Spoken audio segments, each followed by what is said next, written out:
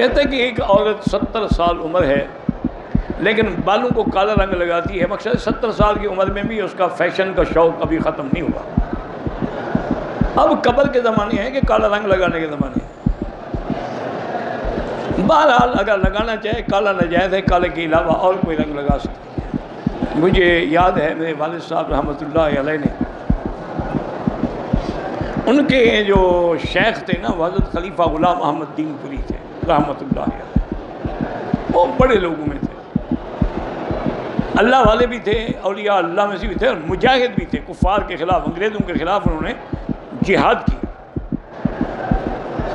بڑے لوگ تھے۔ بہرحال تو والد صاحب کہتے ہیں میرا حج پر آنے کا ارادہ تھا اور میرے پاس پیسے بھی نہیں تھے، میں نے سوچا اب نیت کر لی ہے تو چلو اللہ مسبب الاسباب ہے، پہلے اپنے شیخ کے پاس جا کے دعا تو کروا لوں، اجازت بھی لے لوں۔ وہ کہتے ہیں تہجد کے وقت میں دین پور میں پہنچا۔ دین پور جو ہے نا خان پور سے چھوٹا سا ایک قصبہ ہے۔ فرماتے ہیں میں وہاں پہنچا تو انہوں نے کہا کہ حضرت تو غسل کے لیے تشریف لے گئے ہیں۔ حضرت کو ذکر اللہ کی اتنی حرارت تھی کہ اس زمانے میں جب پانی پر یعنی پٹڑی جمی ہوئی ہے نا تو وہاں بھائی ٹھنڈے پانی میں غسل کرتا اور مل مل کا کرتا پہنتا۔ ذکر اللہ جو ہے نا اس کے اندر بڑا کمال ہے۔ فرماتے ہیں میں آیا تو حضرت کے کو خچر تھا، بگھی بنی ہوئی تھی، اس پہ بیٹھے ہوئے تھے، واپس آ رہے تھے۔ میں نے شاید دیکھ لیا، میں نے کہا ابو خیر محمد ہو؟ میں نے کہا جی کیسے آئے؟ میں نے کہا حضرت حج پہ جا رہا ہوں۔ میں نے کہا اجازت بھی لے لوں، دعا بھی کرا لوں۔ تو میں نے یہ نہیں کہا کہ میرے پاس پیسے نہیں ہیں یا ہیں۔ تو حضرت نے اپنی داڑھی پکڑی اور کہا کہ اللہ یہ سفید ہو گئی ہے، اس کو کالا نہ کر رہا، مجھے شرمندہ نہ کر۔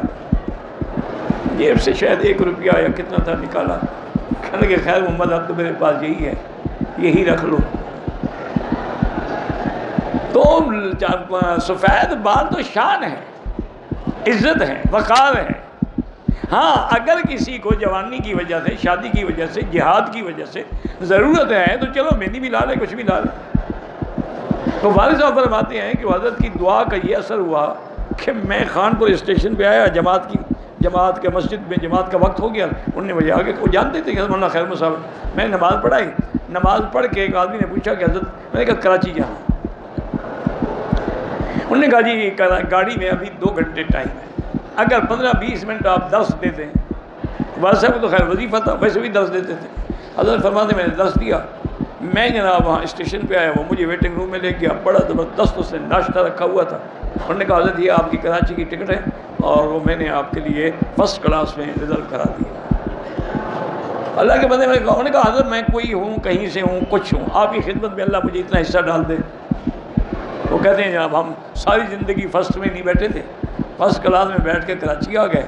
کراچی اسٹیشن پہ اترا تو میں حیران پریشان کھڑا ہوں، کبھی زندگی میں کراچی نہیں دیکھا تھا، اور دیہات کے لوگ تو ویسے پریشان ہو جاتے تھے نا۔ کہتے میں سوچ رہا اب کیا کروں، کہاں جاؤں، نہ کوئی گھر ہے، نہ در ہے، نہ ہوٹل کے پیسے ہیں۔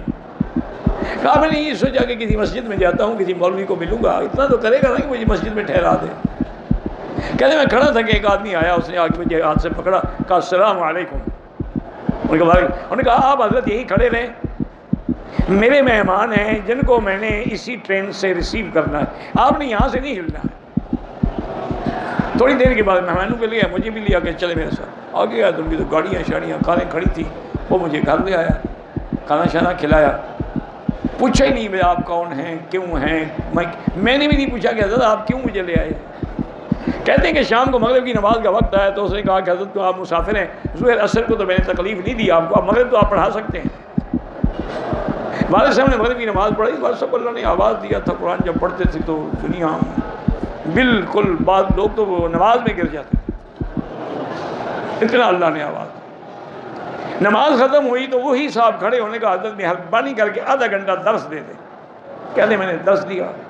پھر عشاء کا وقت ہونے کا، یار عشاء بھی ہم مولانا کے پیچھے پڑھیں گے، 2 رکعت کھڑے ہو کے پڑھ لیں گے اور کیا ہو جائے گا۔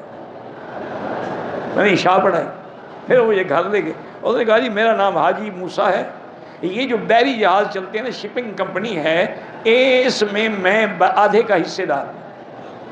آپ نے کہا، میں نے کہا حج پہ، انہوں نے کہا بس آپ کے حج کا سارا انتظام میرے ذمہ ہو گیا۔ ان کا نام حاجی موسیٰ، مجھے یاد یہی بتایا تھا، بہت بڑی شپنگ کمپنی تھی، کئی جہاز چلتے تھے۔ وہ کہتے ہیں جی انہوں نے میرا جہاز کے فرسٹ کلاس میں انتظام کرایا، سارے عملے کو ہدایت کی، یہ میرے مہمان ہیں، اور پیسے بھی ان کو دیے کہ جب جدے اتریں، ابھی نہ دیں، نہیں لیں گے تو اس وقت ان کو پیسے بھی دے دیں اور واپسی پہ لے کے آنا ہے، اور پھر مجھے میرے گھر میں پہنچانا۔ وہ کہتے ہیں الحمدللہ ہم نے حج کیا، حج کر کے واپس گئے، وہ جو جیب میں حضرت نے 1 روپیہ ڈالا تھا اسی طرح پڑا تھا۔ یہ برکتیں ہوتی تھیں جناب۔ اب تو اس میں فیشن کا فکر ہے۔ انا للہ و انا الیہ راجعون۔ اللہ پاک رحمت فرمائے۔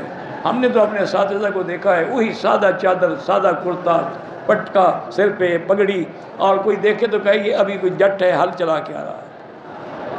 حضرت مولانا حبیب اللہ گمانوی، حضرت بادشاہ مولانا خیر محمد صاحب، مولوی عبد الغنی صاحب، مولانا حسین علی صاحب وہاں بھچنا والے، یہ بڑے لوگ تھے، لیکن اتنا سادہ میں سوچ ہی نہیں سکتا۔ بہرحال یہ 70 سال کی شوق پورا کرے اپنا۔